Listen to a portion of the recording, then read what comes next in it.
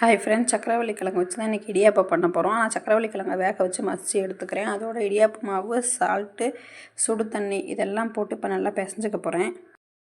தண்ணி கொஞ்சம் கொஞ்சமாக சேர்த்துட்டு இடியாப்ப மாவு ஃபஸ்ட்டு பிசைஞ்சிக்கலாம்.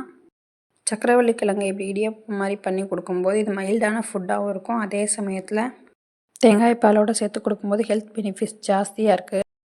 வேக வச்ச கிழங்கா கட்டி இல்லாமல் மசிச்சு எடுத்துக்கோங்க. அப்போ தான் மாவில் போட்டு பிசையறதுக்கும் இடியாப்பச்சில் போட்டு இடியாப்பம் புளியறதுக்கும் ஈஸியாக இருக்கும். வெயிட் லோவாக இருக்க குழந்தைங்களுக்கு வீக்லி ட்வைஸ் பண்ணி கொடுங்க, ரொம்ப ரொம்ப நல்லது.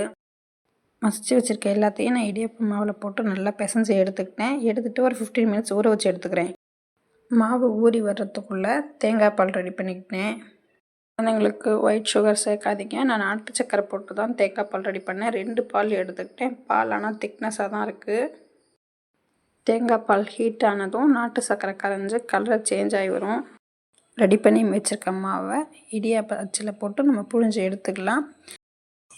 ஸ்வீட் பொட்டேட்டோ நீங்கள் ஆட் பண்ணி மசிச்சு இது மாதிரி இடியாப்பமாகவும் செஞ்சுக்கலாம். அப்படி இல்லைன்னா ரொம்ப சின்ன குழந்தைங்களா இருக்காங்க, அவங்க இப்போ தான் சாப்பிட்ற ஸ்டேஜ் அப்படிங்கும்போது நீங்கள் கேரட் பியூரி, பீட்ரூட் பியூரி இது மாதிரி பியூரி பண்ணும்போது அதுலேயே 1 ஸ்பூன் 1.5 ஸ்பூன் நாட்டு சக்கரை போட்டு அப்படி நீங்கள் இடியாப்பமாக புழிஞ்சிங்கன்னா அந்த குழந்தைங்களுக்கு அதுலேயே ஸ்வீட்டும் ஆட் ஆகிடும். அதே சேம் டைம் அவங்க டேஸ்ட்டு கலர் எல்லாமே பிடிச்சி போய் ரொம்ப விரும்பி சாப்பிடுவாங்க. இப்போ நான் இடியாப்பம் வேக வச்சு எடுத்துக்கிட்டேன். இலையில சுட சுட சர்வ் பண்ணி தேங்காய் பால் விட்டு சாப்பிடும்போது அவ்வளோ டேஸ்ட்டாக இருக்குங்க. நீங்கள் ட்ரை பண்ணி பாருங்கள். இன்றைக்கி ஒரு ஹெல்த்தியான டிஷ் பார்த்தோம். வீடியோ பிடிச்சிருந்தா லைக் பண்ணுங்கள், ஷேர் பண்ணுங்கள், கமெண்ட் பண்ணுங்கள், சப்ஸ்கிரைப் பண்ணுங்கள். இன்னொரு வீடியோவில் மீட் பண்ணலாம். பாய்.